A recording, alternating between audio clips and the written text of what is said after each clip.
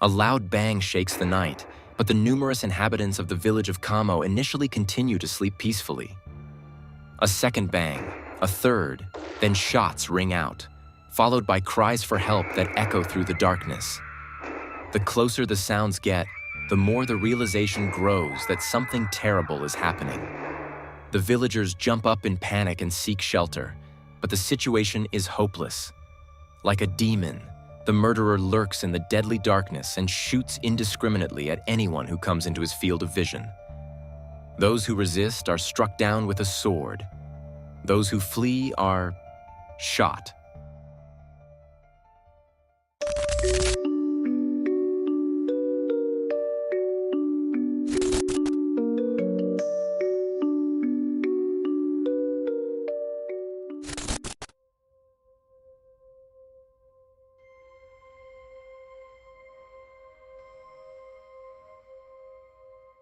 Mutsuo Toi was born on March 5, 1917 in Kamocho Kurami in the district of Tomata, which is now part of the city of Tsuyama in Kayama Prefecture.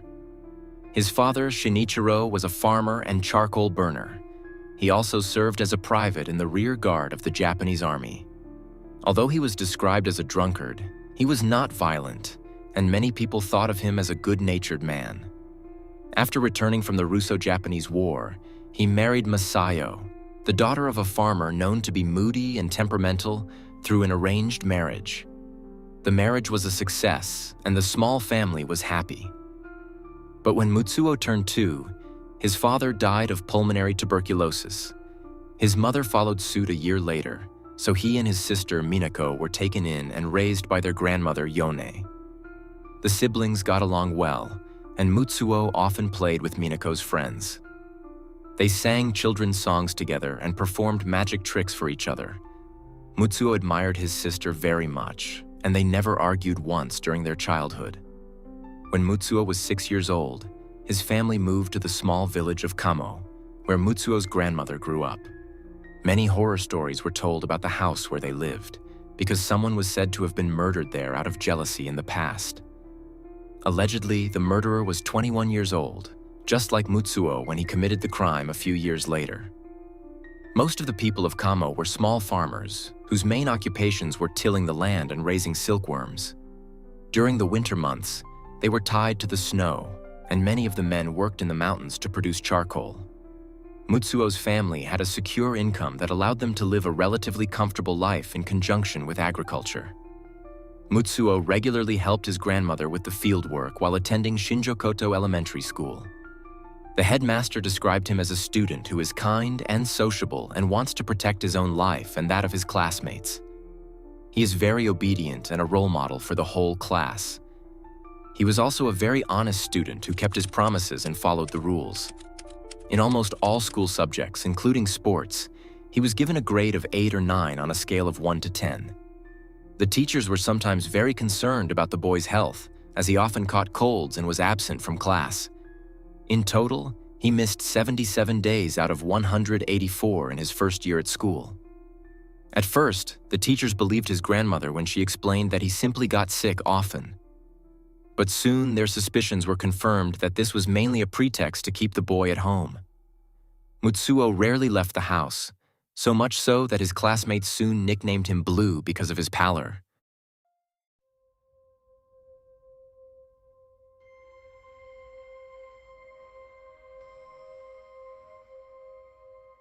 Immediately after graduating from elementary school in 1932, Mutsuo contracted pleurisy, which affected him severely. The doctor treating him forbade him from continuing to do heavy physical labor in the fields, causing Mutsuo to become lazier by the day. However, his health quickly improved, and he enrolled in a vocational school that initially promised him a bright future. But his motivation to learn did not last long, and he changed a lot as his older sister Minako was married off by his grandmother in 1934. As a result, Mutsuo gradually began to detest his studies and social contacts. He withdrew into his own 4 walls, rarely left the house, and avoided all contact with people his own age. He also became interested in the case of Sada Abe, who murdered her lover Kichizo Ishida in 1936. She became known nationwide for cutting off her victims' genitals and carrying them in her handbag. Mutsuo developed a great enthusiasm for the murderer and subsequently embarked on numerous love affairs with women around him. Sada Abe also inspired him to write a novel entitled Yutaka Yomaru, and to want to become a book author one day. His erotic excesses were favored by the tradition of yobai, a long obsolete custom that translates as nocturnal crawling and was practiced only in the countryside. In this tradition, young men would sneak into a woman's bedroom at night and make their intentions clear to her. If the lover agreed, sexual intercourse would take place. The women's parents usually knew about the affairs, but kept their impressions to themselves. Mutsuo's image developed into that of a pervert who could not control his sexual preferences. In 1937, a year before the horrific act, Mutsuo took part in a compulsory military exercise, which he failed due to his tuberculosis diagnosis. He was classified in Class C, could not be drafted, and was only eligible for the militia. It should be noted that Japan participated in the Sino-Japanese War in 1937, and that conscription into the Japanese army was associated with a great deal of prestige and admiration. Since Mutsuo was unable to fight for his country, the women he tried to get involved with rejected him. They ridiculed his illness and mocked him for not making it into the army. Moreover, tuberculosis was considered an incurable disease at the time, which would lead to death in the foreseeable future. This idea severely affected Mutsuo's mental state, which led to him being shunned even more by those around him.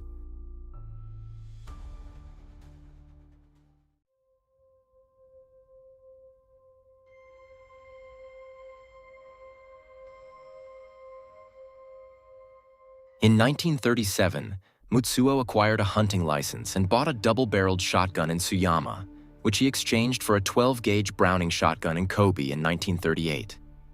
Every day, he went on long hikes in the mountains where he tracked down wild animals to practice shooting. When darkness fell, he would walk around the village armed to the teeth, giving the villagers sleepless nights. One day, Mutsu's grandmother, in a panic, called the police after seeing her grandson pour an unknown substance into her miso soup. She feared that he was trying to poison her and called the police for help. Local authorities launched a search of the house, during which several hunting rifles, a katana, a dagger, and an akuchi, a short knife, were seized.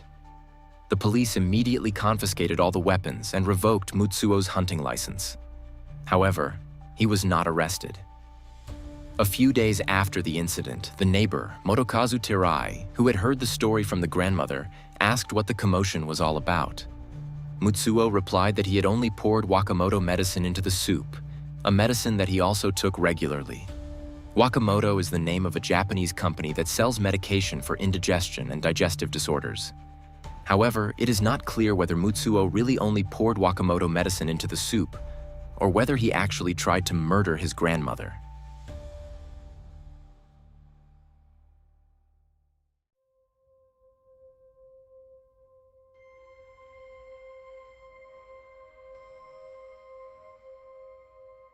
Although Mutsuo had to hand in all his weapons, he did not give up his diabolical plan and bought a new hunting rifle and a katana through acquaintances and sword collectors.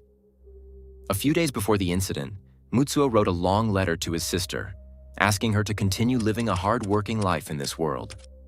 He also went with the pastor to the nearest police station to estimate how long it would take the police to get to him.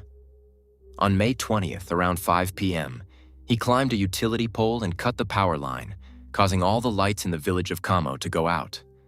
Apparently, it wasn't the first time this had happened, because the villagers weren't particularly suspicious and didn't report the incident. On the night of May 21st at around 1:40 a.m., Mutsuo crept into the attic while his grandmother was sleeping. There, he prepared for his deadly mission. He put on a black school uniform with a collar, military gaiters and tabi, socks with split toes, wrapped a headband around his head and attached 2 small flashlights to it. He wore a lamp with a handle around his neck that was also used as a bicycle headlight. He had a Japanese sword and 2 small knives dangling from his waist, along with a bag in which he kept ammunition. He was holding a Browning Auto 5, which had been modified to fire 9 rounds. He also had a December issue of Shonen Club magazine with him, which depicted Japanese soldiers shooting their Chinese enemies. This magazine is also said to have inspired him to do what he did. When he was finished preparing, he slowly went back downstairs and beheaded his grandmother with an axe. He did not want her to suffer the consequences of his actions, so he killed her quickly and quietly. He then left the house and wandered through the village. Since all the residents knew each other and there had never been any real disputes, they didn't lock their doors, so Mutsuo was able to enter his neighbors' houses unnoticed. The first family he attacked was that of his neighbor Katsuyuki Kishimoto, who was not at home because of his service in the Marine Corps. Tsukiyo, the mother of the family, a 50-year-old widow who had an affair with Mutsuo but then rejected him, was to become his second victim. Fearing that gunshots would wake up the entire village, he killed her with his sword, cutting her chest and throat and stabbing her in the mouth. Within an hour and a half, Mutsuo had slaughtered one neighbor after another in the most brutal manner. He crept into the houses of his fellow villagers, shot randomly at anything that moved, and struck down numerous people with his sword. According to the statements of some survivors, he carried out the act with the utmost composure and had planned his murderous rampage down to the smallest detail. Of the 111 villagers, a total of 30 fell victim to his revenge. 28 died on the spot, while 2 others succumbed to their injuries later. 5 of his victims were younger than 16, including a child who was just 5 years old. He broke into a total of 11 houses, wiping out entire families in 3 of them.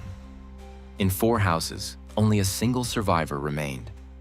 Only those who had noticed the heavy shelling in time and were able to find a hiding place survived the gruesome night.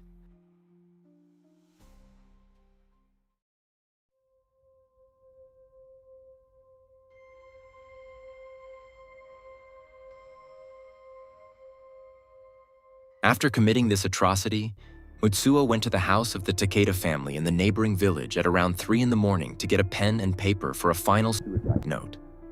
"Good evening," he repeated over and over again, while the family members were sleeping peacefully. When he entered the house and woke the residents up, he said to the old man, "Don't tremble, old man. Hurry up, I need a pen and paper. The police are after me." The residents were so amazed that someone was just standing in their house that they were petrified and didn't say or do anything. They just watched Mutsuo search the house for a pen and paper. When he found nothing in the living room and bedroom, he went into the children's room and told the boy, who had just woken up, that he needed writing utensils. When the child gave him some, he thanked him and said, "I won't shoot innocent people.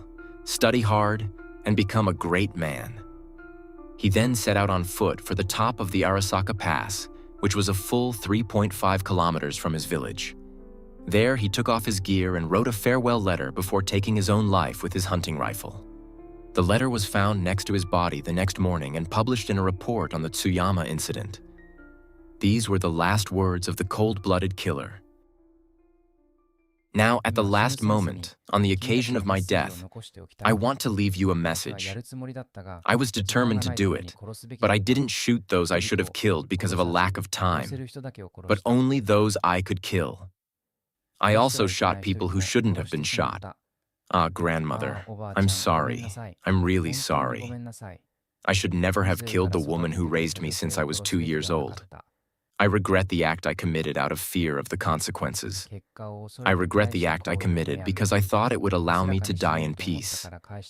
I am truly sorry. Tears. Tears.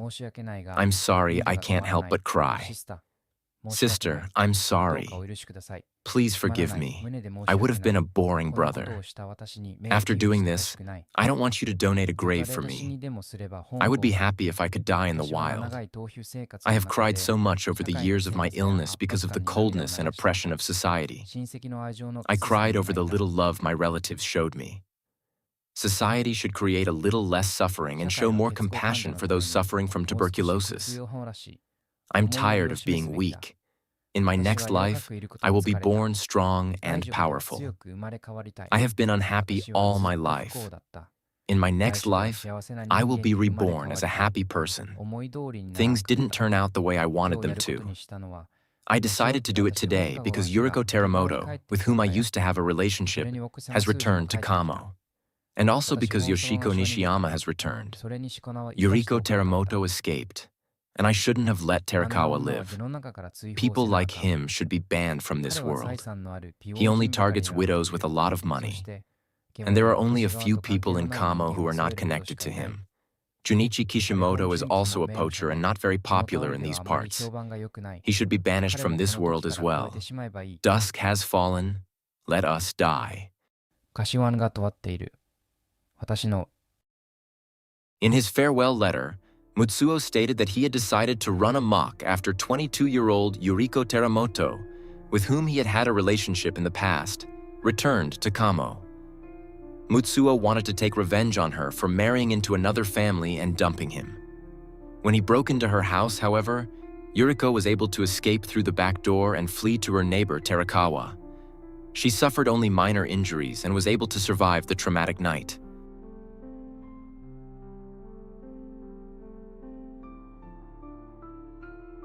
And that's the end of today's video. The case lies far in the past and has become. However, I was unable to find any references to police investigations or information about the victims during my research. Furthermore, it was difficult to reproduce the victims' names correctly, as many spellings have since changed and are rarely used in present-day Japan. What I did notice during my research, however, is that Mutsu's actions have left death and devastation in Japan's cultural memory. In fact, until 1982, there was no more devastating killing spree than that of Tsuyama. Only the bloodlust of Woo-boom Khan, a South Korean police officer who killed 56 people and injured 35 others, had greater consequences. This incident inspired the film Doomed Village, which, however, does not tell the story of Woo-boom Khan, but that of the Tsuyama massacre and describes Mutsuo as an emotionally disturbed man. He runs amok because he cannot serve in World War II due to his illness. But not only in the world of film, Mutsuo's terrible act has left its mark, because it is believed that the urban legend about the village of Inunaki, in which a version of the story describes how a man armed with an axe killed all the villagers, is based on the Tsuyama massacre. I would be interested to know what you think about this case and whether you were already aware of it. Why did Mutsuo change so much after his sister's wedding?